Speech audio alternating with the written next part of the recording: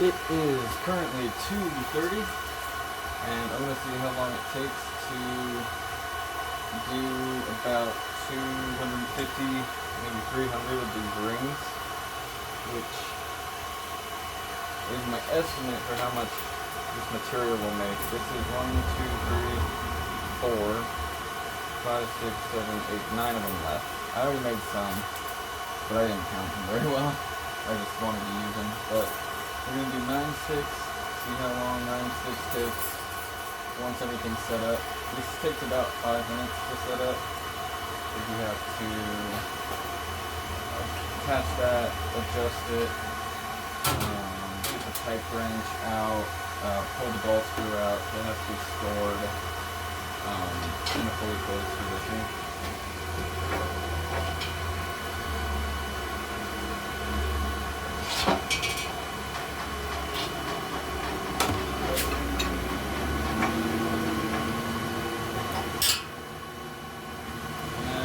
This is set up, you gotta always remember to start going towards you, otherwise you'll make a big mess out of it.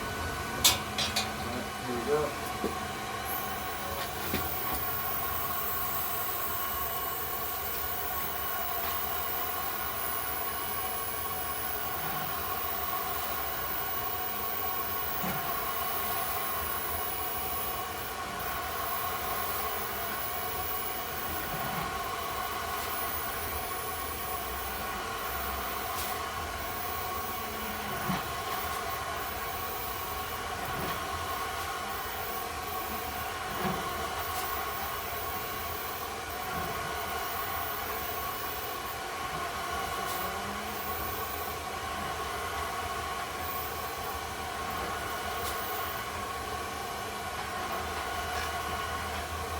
Kind of nice too with this design, because the slower you go, the more assistance you eventually get, just by virtue of the slower that you feed the wire through that heating pump right there,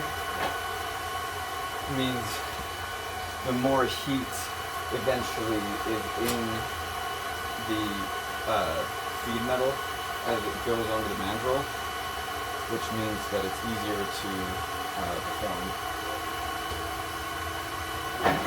So, kind of nice. As you get tired, it helps you more and more and more. You know, kind of like an e-bike in its own kind of way. You're gonna need a specific tool. The screwdriver incorrectly used.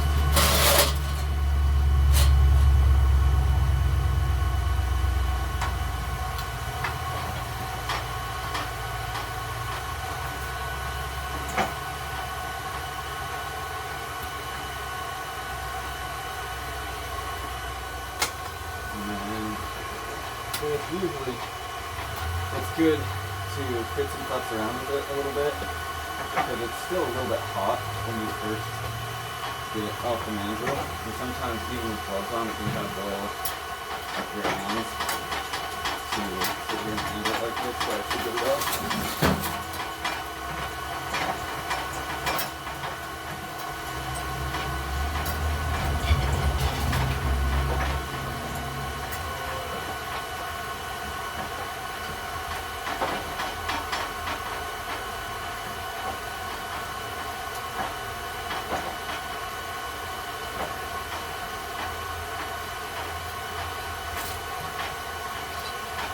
The other advantage of this mandrel technique, other than I haven't had one problem with it, it's sturdy, but if anything goes wrong, it's undoable, you know, so it's not like things get stuck in there any more than they need to be, ever. But, in addition to that, let's take this off for a second. This is only on here for visibility reasons. Because, believe it or not, this thing likes to ring your bell quite a bit.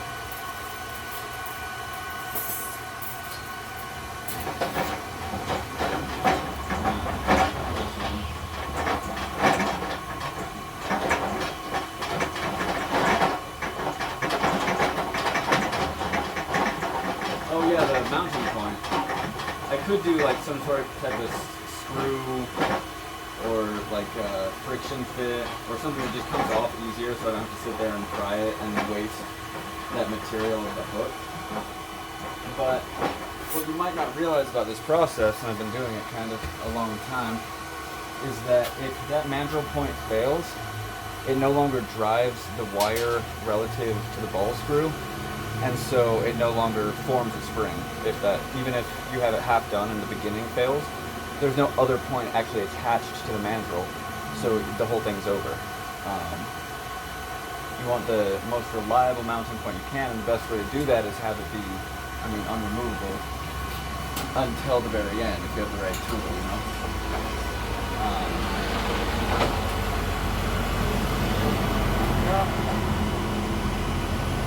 But then the other big advantage with it is that I need those little hooks that they produce. I'll show you the next one.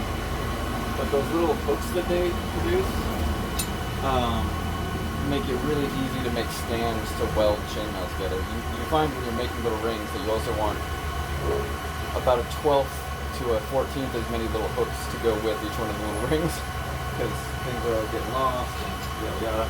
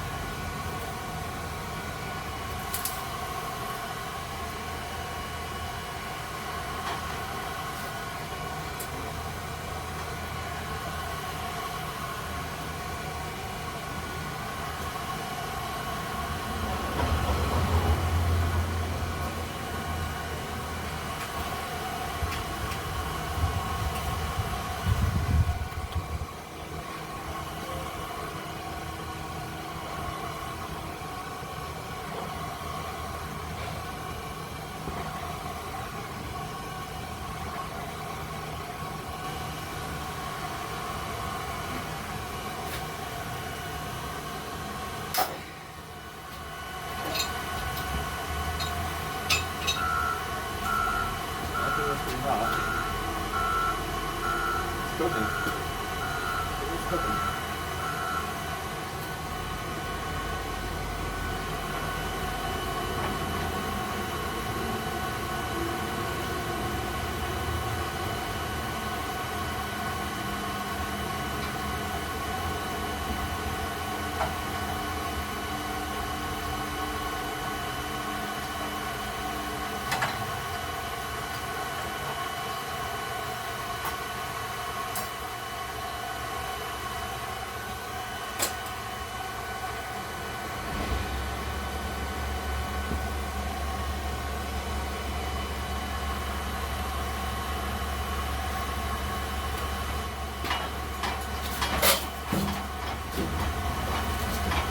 This machine, as you can tell, is also pretty hand dependent, meaning I have to hold the button with my left hand, and I have to turn the thing with my right hand, just as the mount's on the right of the machine body, from the front, obviously. Or, yeah, from its front, in this case. Usually, I guess you wouldn't say that. It would be the left of the machine panel, but I relate to this particular forge very, very personally. So if it's his right, it's my right, you know? But because that's over there and it's loud, it encourages you to use your left hand at least to take the spring off, even though your right hand does have to help with that process. But like you saw, you can come back around the other side and use your left hand again to drive it in. So it's kind of equal, right? It's one big workout on the right and two small workouts on the left, but they add up to about the same. My left has better grip and my right has better bicep, but other than that, it's kind of the same thing, you know?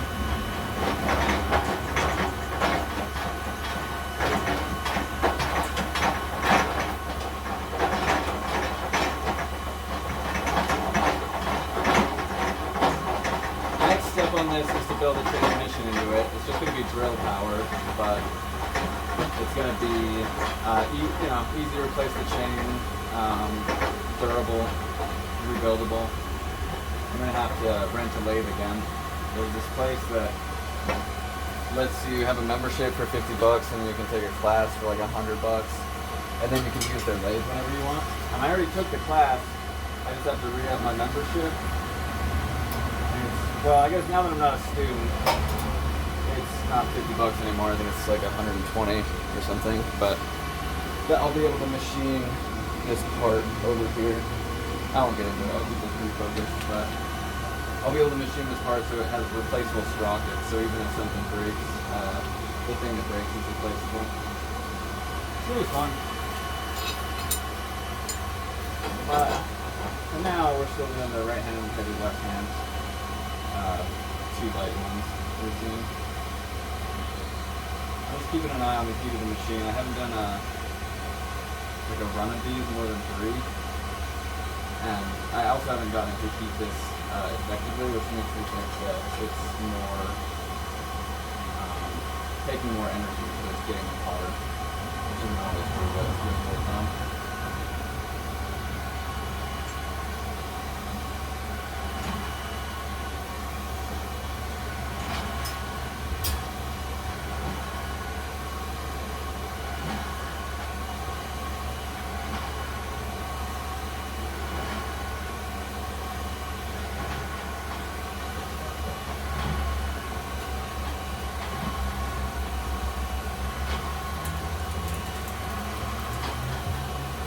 I was thinking about it.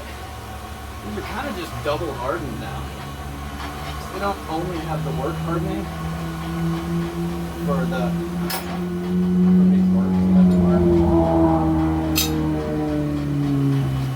they also have the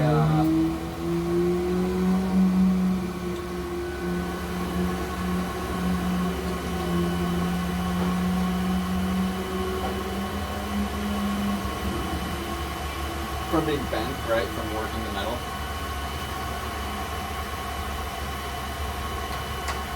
But they also have a little bit of heat stress as well, just a little bit. And same with the work stress. This is as little work stress as you could possibly do, and it's smooth as possible too.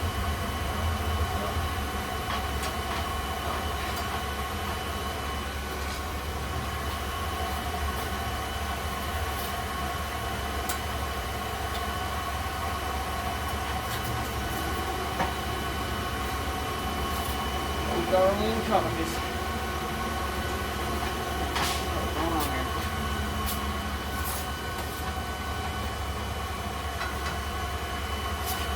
These are some of the more high quality rings like me, is my point.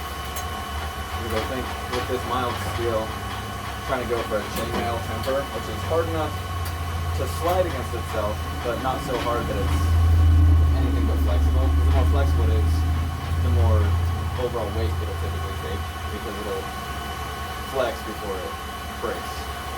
Even though it might deform, it won't. Yeah, it'll have a higher total yield strength. And so just a light work harden I found was good, but not quite hard enough. Definitely not too hard. But now with a little bit of heat stress in there too, I think it's right on that line of too hard, which is exactly what it needs to be. Just hard enough. Anyway, speaking of hard, no.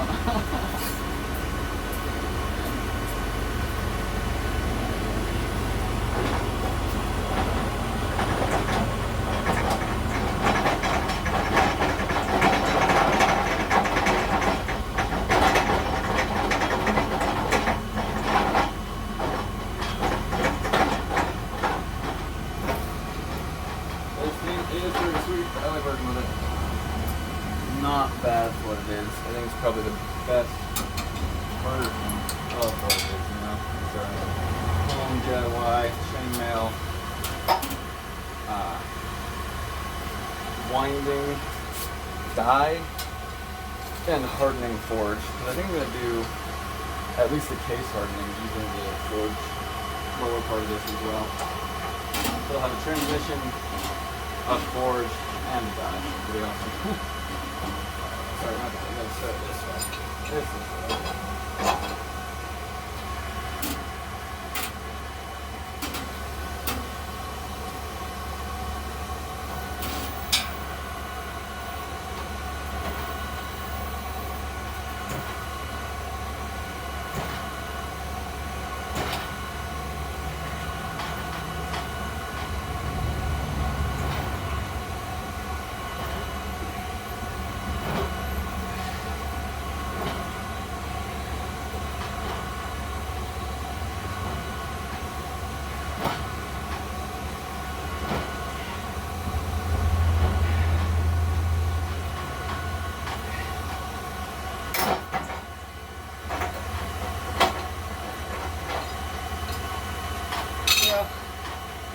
is number 4, and I'm a little bit sweaty, but I'm not tired, I'm not exhausted, I'm not uncomfortable, I'm not injured.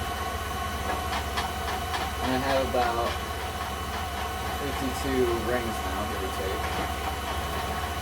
So, for a deck of cards effort, this is like a morning run, you know, this isn't really a workout. More of a refreshing, energizing, pastime when I run a job. Work.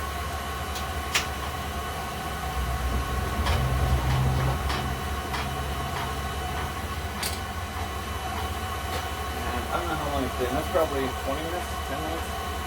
I don't know. But, you know, 50 in 10 minutes. You're talking 300 an hour. It's not bad. That's enough for basically like a third of a tunic or a tenth of a full body. It'd take 10 hours basically to make enough rings. A good hard day's work, you can make enough rings. Not cut them, not close them, not weave them, not weld them, but just make the raw material. And about a day. And everything else then, I think, is about proportional to that. And so maybe not. I think weaving it and closing it takes a little longer. So, probably what I'll start doing then is working towards, I guess, it's about $1,000 worth of material, raw material at current prices. So, plus 10 hours work, plus shop costs for having this thing. So,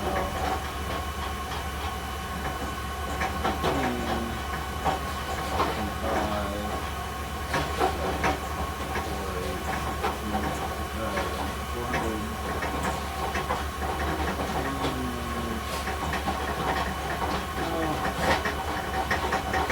probably, I mean,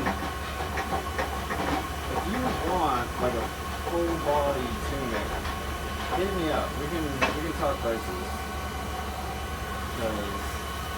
Because it's realistic to do now in a day and not hate it.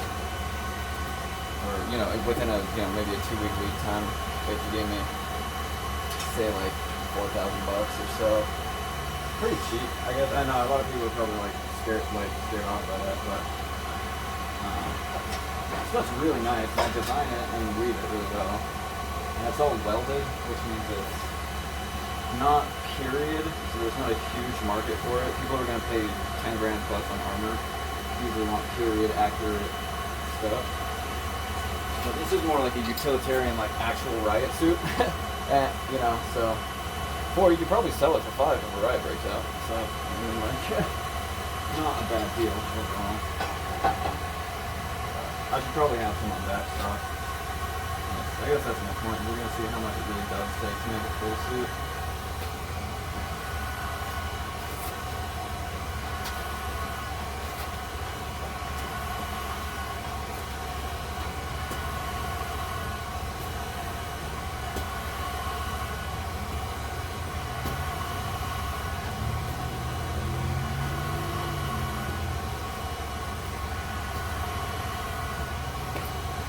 Now I'm really sweaty. I'm dancing with it. Metaphorically sweaty over here.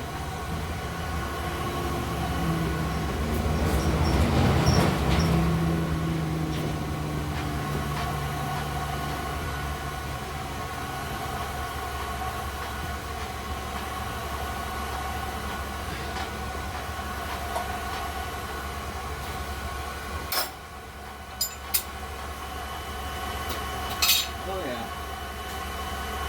We're showing off with it. We're pretty cool.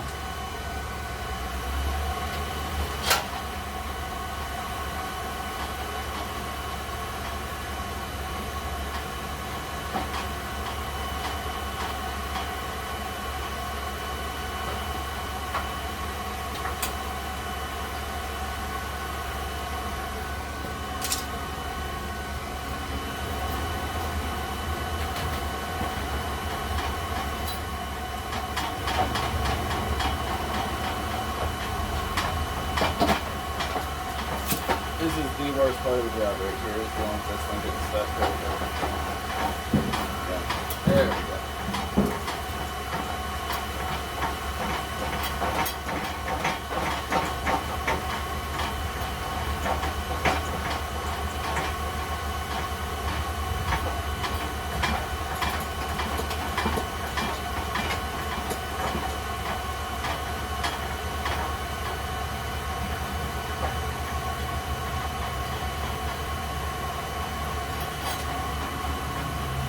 What are we at? We're at 5 out of 9.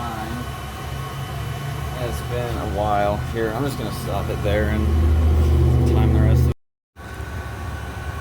I'm not going to get too into this process here, but I thought I'd show, this goes pretty quick. I thought I'd show what the process is. I have this table, and it's just made out of one together metal and wood. And instead of cutting these wires and twisting them, I left them as mounting points. So when I use this as a welding table, those are really easy to just put the ground to. Even if I'm not grounding something, just get out of the way. But also, if you ground this, the whole anything metal is grounded too, so it's good for packaging. Or just putting something in place really quick. But then I figured out these bolt cutters go right in here. So luckily, this table's just barely strong enough still to take a little bit of force in to get through this metal. But I do need to repair it. If anything else breaks, then I'm out of strength and it'll start to just break this thing here, you know. But it's good. I like this mounting system because nothing actually straps down, so it's convenient. It goes in and it's done. So it's plug and play. I also like that it's not stuck in just one place, you know, like kind of like the induction heater on that forge I just showed. It's not bolted down, right? So it doesn't, you know how sometimes when you have to deal with something all day and it only has one small attachment point, it kind of hurts your wrist a little bit, and you keep having to push all that force through the fastener to get the traction off of the frame that it's attached to. With this, it's basically just sitting there and the wires just guide it, keep it from going too far out all over the place. So it's not even really touching the wire, so even that pressure point where I'm going through I'm having to use the wire where it constricts down through the wood. Hasn't been hurting my wrist because it's not even attached to that wire, it's just using that wire as a guide. So yeah, and then this bolt cutter is just an off the shelf. Okay, $32.39 at the office art store. So you can get these at like a pawn shop for $30. And here I am in like 7 minutes getting like 70 something rings, 50 something rings out of this one. I'm not being any worse off for it, you know? And then obviously the bucket underneath collection. I think this one, I've almost filled it before, and it's something like, I put 1,000 in there, as like a third full, so if you're going to fill it like 2/3, you can maybe do 2,500. 2,500 in here, which, as we just discussed, is enough for basically a whole entire Ironman suit, give or take. I really shouldn't litter out here like that, but anyway, I'm just going to finish these up. Seems like in an hour I can burn through just about $40 worth of raw material and turn it into about 140 rings, like actually cut and done in an hour. So it's not bad. Say I charge, you know, $45, $50 for my time an hour. That's per piece, per hour, per unit cost. Like $1, if that. Call it $1 after it's all said and done. So that's not bad, like by weight, you know, if you're just going straight by weight. I think so. If you can get it done cheaper, let me know how you're doing it. You know. Anyway. Oh, the day is the morrow, and we are back at it again, bright and early in the morning. We're here at the weaving stand, and what we've done is used this piece of string to attach the reference piece to the main stand so that we can have it hold still, get a full view of it, and then write down exactly what it is that we're trying to replicate. So I'm going to get a piece of paper. I'm going to go through starting at the end with the attachment point, because this end does not have an attachment point. It's just through that first row is what it's hanging from. We're going to start at the bottom where it's the least confusing and the most even. And the bottom is with the mounting, and we're just going to go, so it looks like 1, 2 small ones, and then 1 big one. 1 small one, 1 big one, and then another big one, 2 big ones, and then 1 small one, and 1 big one. And we're just going to go through and write down, since we can see everything, and then also do a quality check before we weld the top half and confirm that everything is woven correctly. As you can see, this top half doesn't have welds. You see that little gap there?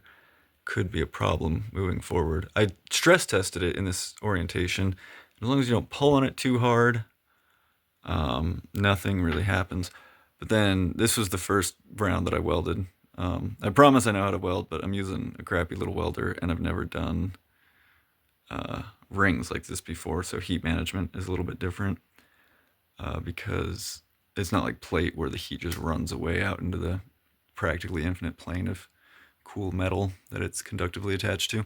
Anyway, so after we get that written down and examined and confirmed, we got to take it off because this clamp is going to have to slide up as I get off the deck. So when I start weaving, it's right in front of me, like geometrically. I'm not sure if you can see this, but it's right where my arm should be anatomically, right? And then we're going to go down to here, so this is exactly the range that it's good to have your arm in. And then once it's to that bottom, A, I can't get further past the table, and B, I want my armor to be, up here again.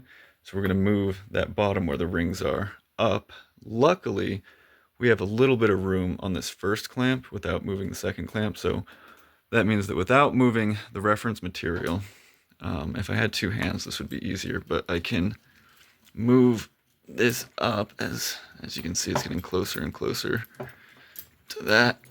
And then that's the problem with that, is when you put weight down on it, it has to lock in again. But as you can see now, the bottom is off the deck. It's not quite as high as we want it. So we're gonna have to write things down. We can't go directly off the model for a variety of reasons, I guess is my point. Anyway, we'll lower that really quick. I'll get back with you as soon as I start. Here's the material. This is a limited supply right now. I don't have the mandrel that I was using to make these because it just disappeared on me. I don't know what happened to it. So I'm going to have to go get a new one. But these I can make right now. So I'm going to make as many mixed media ones as I can with this, then make a bunch of just straight big ones. And I already have one straight small one, so we should be able to get some good numbers off of those before we make a decision as to whether or not to replace that mandrel. Because if all the versions which have the smaller rings are not as good by several metrics, then there's no reason to go replace that mandrel. So I'm just going to use what I have right now, which I think there's about 100, at least 100, if not 150 in here, minus the galvanized. This is mixed. It has the galvanized, that silver stuff, and then the mild steel. They're technically the same material underneath. The only difference is this galvanized, because it has a layer of zinc on the outside, the gauge of the actual structural metal underneath is much smaller. It's 1/16 of an inch, basically. 2/30, like a 32nd on either side. So, yeah, wire at this gauge goes up in strength exponentially as gauge increases. So, as you can tell, the silver ones are thinner even with their silver coating. But if you were to take that coating off, it'd be even smaller. and I'll bet you the strength difference is more than half for maybe a 20% gauge difference, or outside diameter difference. Anyway, I'm picking these out as I go. They're just kind of intermingled in there for reasons. But, if this was set up as a production shop, I'd probably take those all out first or not let them get in there beforehand. Here's the way this works. I'm not going to be able to really count them out with you because I have to look at this card while physically touching. I guess maybe I could do it left-handed. Here, let's see. Small, small, small, small. So it's 4 smalls from the bottom up, okay? And then it should be big, big. Okay, so then we're past the 2 bigs. And we got 4 more smalls. 1, 2, 3, 4. Perfect. And we have 1 or 2. No, yeah, 1 big. And then, oh, my B's and S's look the same. That's annoying. I should be more careful about that. So 1 big, 1 small. That works. And then 1 big, 2 smalls, 1 big, 2 smalls, okay.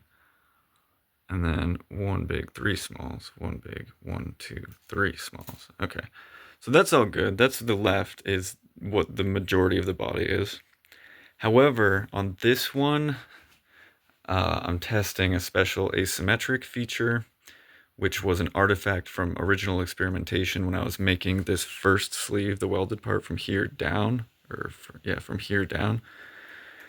When I made it, I didn't have this circular loom that makes it so easy to keep track of things while you're weaving it, and to weave it as a circle. And so what I would have to do was the process that was originally outlined in the patent abstract, which was take basically a pre-made, I have it right here, I'll show you. Underneath this stuff is, I had the tray like this, right? And then that tray had, I guess the other one, the built out one is in the garage, but I bought 2 of these trays. And then one of them I just put a bunch of nuts and bolts, bolts going through with nuts on either side holding it to the tray. And so I had 8 across, 8 mounting points. And then I would hang rings along the top and then weave them in left, right, left, right, left, right, left, right. And so I'd end up with the average weave of what I decided to do for just the bottom half, which was 4 small, 2 big, 4 small. But then when I took it to make it into a loop, it was really confusing once it was out of, reflective, well mounted context. So, because I have to hold it to roll it up. And anyway, it was really, really hard to get these small rings in, but I could figure out a way to get the big rings in. And then by the time I got to the end, I didn't want to replace the big ones with the small ones because I figured, hey, this is just a iteration of it, having one line here along it that has a different pattern. And that, who knows, that might be good. I'm not going to have an excuse to make one like that again because I'll have this thing that I was designing. And now that this thing is designed, I'm glad I did, because I, with the money to be made selling these individually, it would be ridiculous to be wasting time making these odd ones. But in terms of experimentation, Queen Contemporary would like some custom ones. So before I get into making just a lot of the same, easy, cheap on this thing, I do want to at least give them a couple samples of some specialized stuff, so that if it is a lot higher performance and they do need the performance for their application, which is robotics instead of just simple automation, then we'll be able to negotiate that. Whereas if they don't get a sample, then we'll never know if there's more performance that can be gotten out of these. So back to my point here, there is a second row on the right, which just denotes this row. So you'll see it should be 4 small in a row, but at this one spot, at this seam where I had to put it together, it goes, well, small, small, big, small, big, big, big, big, 4 bigs, and then small, small. And I guess this top small is just blending back into the top part, which doesn't have that special seam, and so does not have any need for further notation.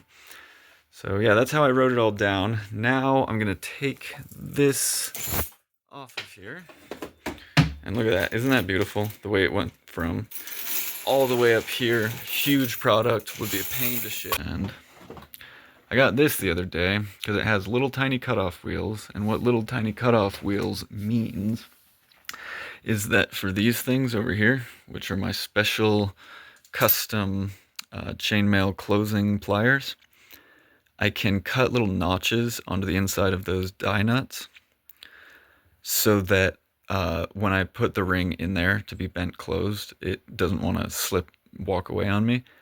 I could have used my angle grinder, but I figured that buying the Dremel tool would not only give me a thinner, cleaner line with more precision, but it would also mean that it's small enough that I don't have to actually unbuild the nuts, because the nuts are actually pretty hard to get in there with the washers and straight and with the lock washers.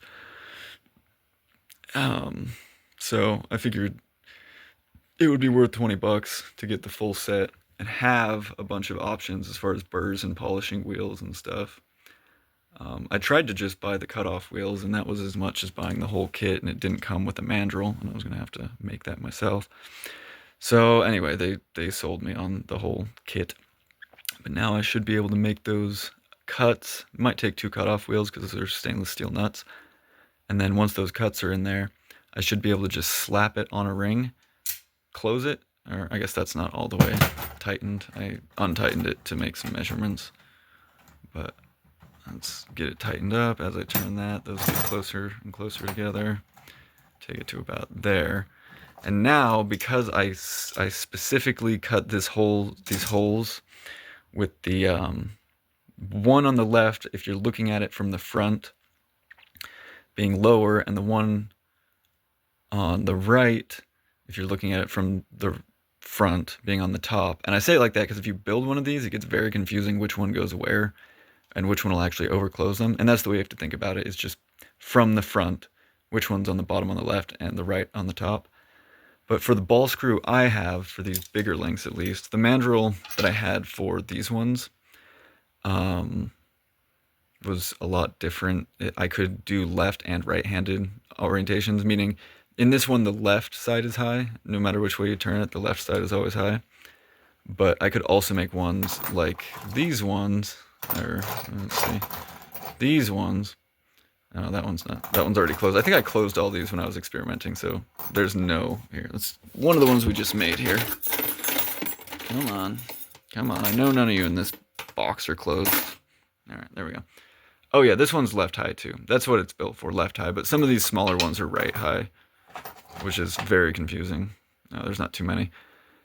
Oh, there's the stainless steel ones I made too. These, man, you think these that I'm making here, the 1/8 inch, are strong. This is a 1/2 inch stainless steel. This thing could probably pull a car. I mean, I was so proud of these when I made them. And now they're an integral part of that clamp, and I'm never worried about that clamp because that is stainless steel all the way through on the clamp side. So it's not going anywhere. Anyway, so before I get started on weaving these, because every time you put one on, you want to close it right away. Otherwise, you're just working against yourself, working backwards. I want to have my special pliers ready to make it easy. I can't use the special pliers as effectively on the smaller ones without the notch, but I'm hoping with the notch, I'll be able to use the same tool across the board and just bust through this. I'm going to time this too, so that we can start figuring out what lead times and prices look like past raw material, and how difficult it is once everything is set up perfectly, considering that I've also invested so much time and money designing all these tools and buying standard tools to make said custom tools. So yeah, I'm gonna cut that out really quick. I'm not gonna show it because I decided I was gonna film this anyway. My rationale for not filming it was, if you were doing this the right way, i.e. you're following the instructions here, then you would just cut those notches first, so there'd be no reason to show how this goes. But I decided they might actually end up more parallel if you do it in place, and plus you don't have to fixture them because they're already fixtured to the piece. So it's kind of not the worst way to do it this way. It's optional, but I'm going to show what it's like just running a drill on it.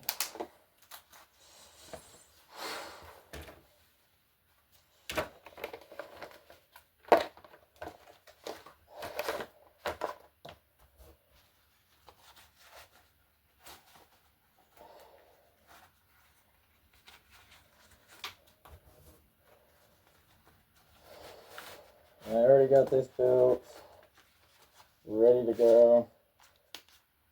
It's on 2 right now. And we're going to have to loosen it to where it was before. That's why it was undone, was because I was making sure that the wheel, when I was at the store, would fit in there. Because there's no reason to get the wheel if I can just undo it, you know? You can't see it maybe, but I'm fixtured up on my knee. And I'm cutting clockwise.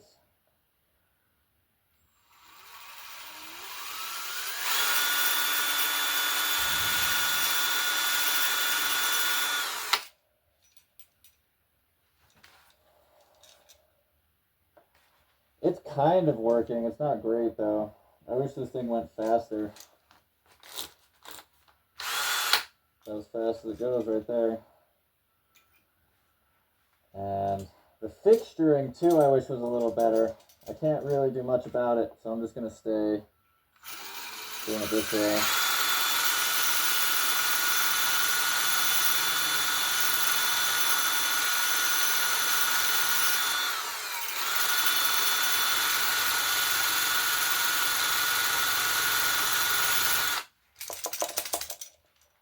I think I'm going to do less groove rather than more groove. I know that's kind of obvious to say because I can always groove deeper, but I can't ungroove. But my next step is going to be, I'm going to see if I can use the other groove to cut. Yeah, I totally can. So I'm going to pull this all the way out again. And now what I'm doing is I'm putting the wheel in that groove I just made on the bottom, and then I'm going to slowly use my other hand to control the closing while keeping it kind of as parallel as I can get it.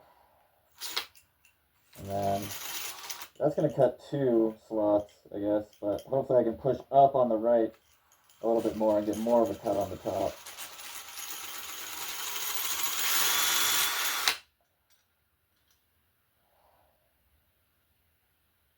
Kind of works a little bit.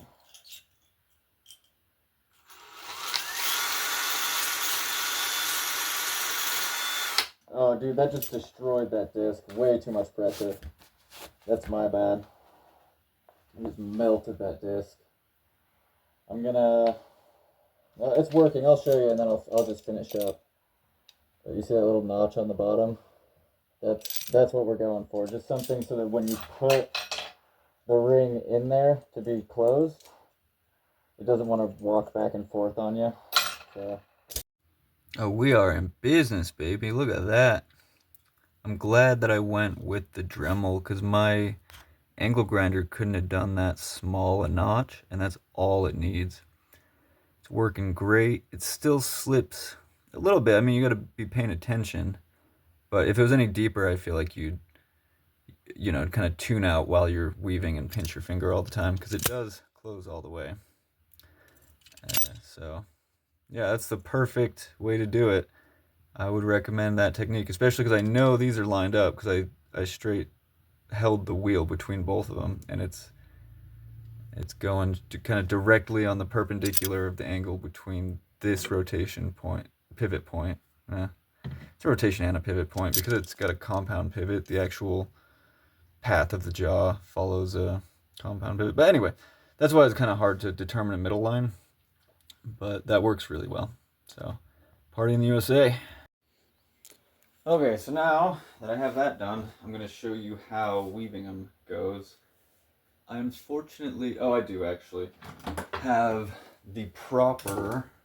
You're tempted when you do chainmail the first couple of times to use these linesman's pliers because they're so convenient. They cut, they bend, they twist, they fit in the hand good.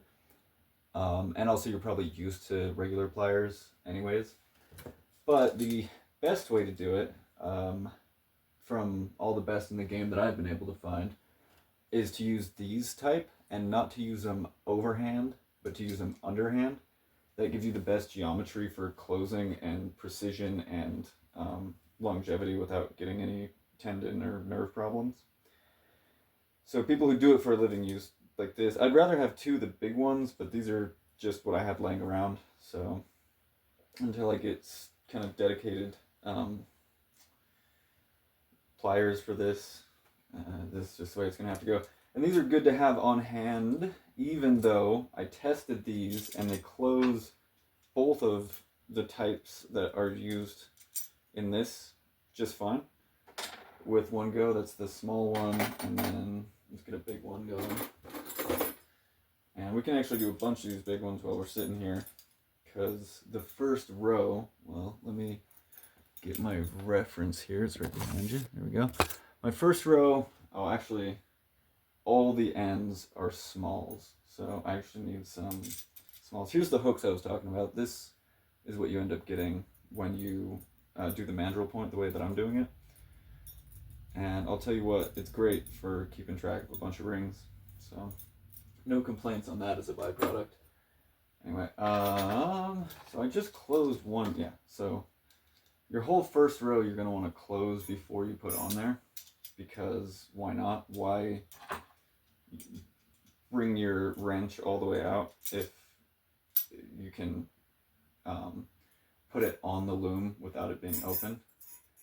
And this loom style is really good because you can do anywhere from 8, which is the amount of low points it has in it, to 32, which is 4 rings per low point, because these low points are wider than the high points, as it were. Technically, I could have made these high points just straight V's, but because I was doing it all by hand, in order to keep it mostly in plane, and it's out of plane now because the whole thing's kind of jacked up, but originally, yeah, it works so good. So sometimes they overclose like that, so you do want to have your pliers on hand to do like the last, these will do 90% of the work, and then you just kind of have to walk it the rest of the way in so they're nice and flush with each other, which prevents it from falling apart before it gets to the welding bench, but it also helps the welder so that he doesn't have to kind of hold it in tension as he welds it. Anyway, when I made this little wire part that's welded onto the frame, see, that's what I was talking about, is this one. See how the left is high? The left is high. If I put that in here, it's not going to do anything but open it more. Like watch. Because it's the wrong way, it's still open. It didn't do anything. But you take one where... No, that's another one. That's another one. Okay, this one will go. And you put the correct orientation in there. Opened it a little bit the other way because it's tuned for the big ones and not the small ones. But like I was saying, when the welder gets to this, that's about the limit of the tolerance that he can bend into place and then tack. So you want it at least about that close. I'd say 200 thou or so, 300 thou. 200 is perfect, and it doesn't have to be touching and closed, and a little bit open is fine and a little bit cockeyed is fine, but the closer you can get it to center, the better. And that's about as far out as you would want to do it, both because it makes it harder to weld, and that's right where I'll show you. If you have two that are like this, let me get another one like that real quick. If you have two like that, say you put them on the loom and you close them, and then you think you're good, you do your final inspection, and everything's good, you carry it out to the welder, and while you're carrying it, that amount of gap is just enough to slip through, open and closed. So you might think you're good. The welder is not the inspector, so he goes and welds them all as they are, and now you have something that's stuck in a broken position. So that's why that's a, you know, you'd want a little bit less than that on both those, and then they wouldn't go through each other like that and potentially get messed up before they get finalized. But anyway, so I'll throw these on. That is just close enough for me, especially because I know that these two aren't connected to each other, even though they're adjacent. They're only connected to the row below it. So it's as long as the one that I choose to put there, which according to my plan is going to be another small, as long as I make sure that that one is even closer, as it were, to the tolerance, which again on these small ones is not the default for this. It gets it close, but like I said, do 90% of the work with that precision stuff. So watch this. It'll, if I really like hit the perfect right angle, I can get it to go even after, you know, I closed it first. Usually you'd put it on and then close it in place. And in fact, that's why this whole thing rotates independently, is so I don't have to cross with my right hand and do this awkward thing. I can get it in the same position every time. But yeah, even that I feel fine with, because at least one of them is closed totally, you know, within 20 thou instead of 200 thou.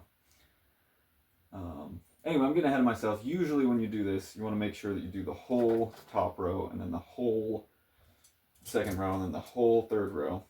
And that prevents you from losing count or losing a row or crossing rows or things like that.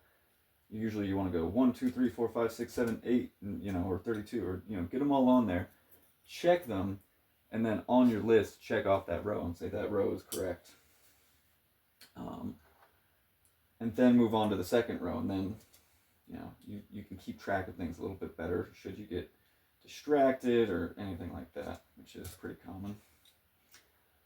Alright, so 1, 2, 3, 4, 5, 6, 7, 8, and this one, okay, I'm glad we went over that too. We need our example again. The welded one, I believe, is 9 around, so we can do an uneven division. And that the other nice thing about having this one jump link, this mounting link or whatever, is it helps you count, like say I'm counting the one with the thing, so as soon as I get before, you know, don't count that one twice is my point. 1, 2, 3, 4, 5, 6, 7, 8, 9. Yeah, so the bottom is 9 and the top is 8, and that's just an artifact of, like I was saying, on the tray, I had 8 pegs, which means when I went to wrap it around itself and put that last row in, it ended up with 9 around.